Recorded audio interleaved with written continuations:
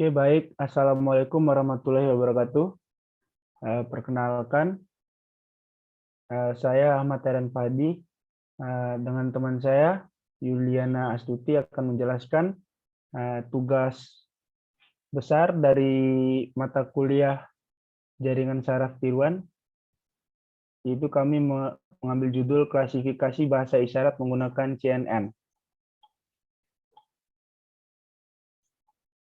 Oke, untuk anggota kelompoknya kami cuma berdua, yaitu Yuliana Astuti dengan NIM F1D 018061 dan saya sendiri Ahmad Teren Fahdi dengan NIM F1D 018067.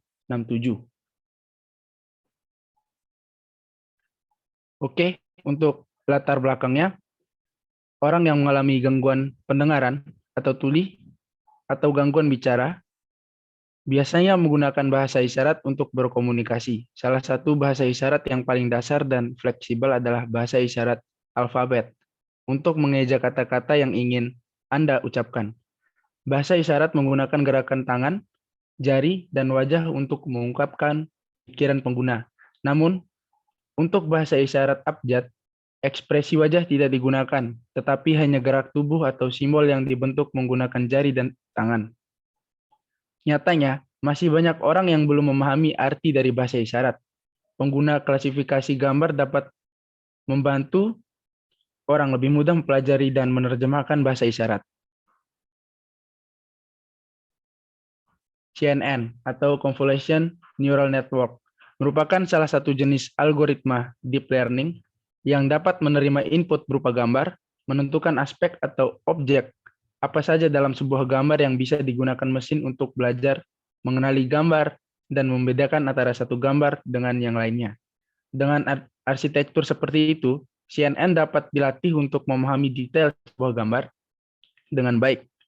Dengan begitu, CNN dapat menangkap dependensi spesial dan temporal dalam sebuah gambar setelah memberikan filter yang relevan. Oke, langsung saja pada demo program pada aplikasi Jupyter Notebook.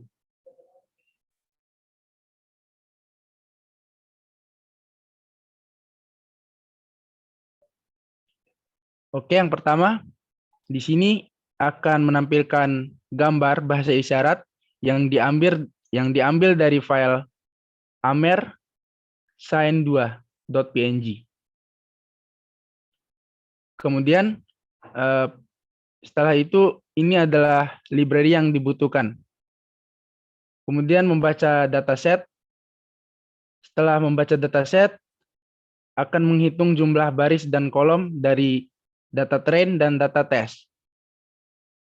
Kemudian akan menampilkan 5 data teratas dari data train tersebut. Setelah itu akan memasukkan data train dan test ke dalam array dengan variabel train, set, dan test set. Kemudian membuat kelas dari kelas A sampai Z. Kemudian kita akan menampilkan data random. Oke, dilakukan menyamakan semua dimensi gambar. Karena CNN itu bisa digunakan semua dimensi gambar, karena CNN itu bisa digunakan ketika semua dimensi itu gambar, ya, semua dimensi gambar itu sama, maka akan dilakukan penyamaan dimensi gambar dan akan menampilkan data train tersebut. Kemudian kita menyiapkan data train dan data test. Setelah itu baru deh kita memvisualisasikan atau menampilkan hasilnya dari data train image tersebut. Selanjutnya akan dijelaskan oleh teman saya Yuliana. Kepadanya dipersilakan. Baik, kemudian akan dilakukan split data dari data train dan data test. Kemudian ditampilkan hasil split dari data train. Kemudian mengubah kembali ukuran dari data train dan data test. Kemudian Di sini akan diimport library untuk melakukan model CNN. Di sini ada library TensorFlow dan library Keras. Kemudian di sini mendefinisikan model dari Convolutional Neural Network atau CNN.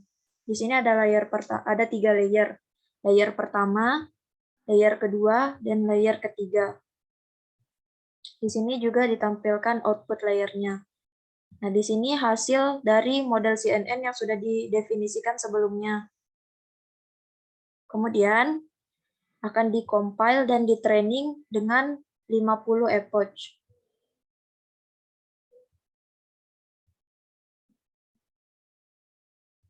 Setelah itu akan divisualisasikan hasil training data sebelumnya. Nah, di sini didapatkan loss evolution atau errornya itu semakin menurun dan akurasi evolutionnya semakin naik. Jadi semakin banyak epoch-nya, maka loss evolution-nya akan semakin rendah dan akurasinya akan semakin tinggi. Kemudian dilakukan prediksi untuk dataset. Nah, kemudian akan dilakukan visualisasi dari hasil prediksi sebelumnya. Di sini akan ditampilkan data dalam ukuran 5x5. Di sini bisa dilihat data-data yang sudah divisualisasikan menampilkan hasil yang benar sesuai dengan dataset yang sudah dibaca sebelumnya. Kemudian import library dan membuat fungsi untuk mendefinisikan konfusi matriks. Nah, di sini dilakukan spesifikasi label kembali dari label yang sudah dibuat sebelumnya. Kemudian di sini akan ditampilkan confusion matrix yang belum dinormalisasi. Datanya itu dari A sampai Y, tanpa ada huruf J dan Z. Karena untuk huruf J dan Z itu memerlukan gestur atau pergerakan, jadi tidak didefinisikan di sini. Kemudian setelah itu dilakukan visualisasi dari confusion matrix yang sudah dinormalisasi. Di sini ada salah penulisan. Baik, itu saja yang bisa. Dan di sini juga diberikan klasifikasi dari akurasi yang didapatkan. Di sini didapatkan skor akurasinya adalah 0,95.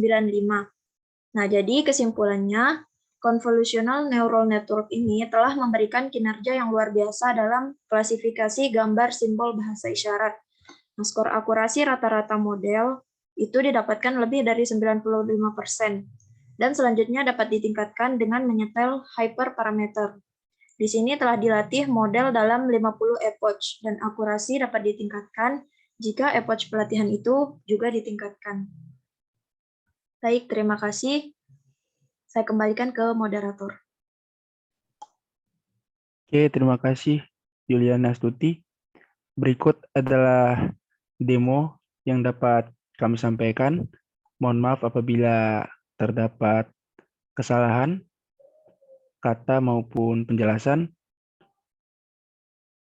Saya tutup demo ini. Assalamualaikum warahmatullahi wabarakatuh.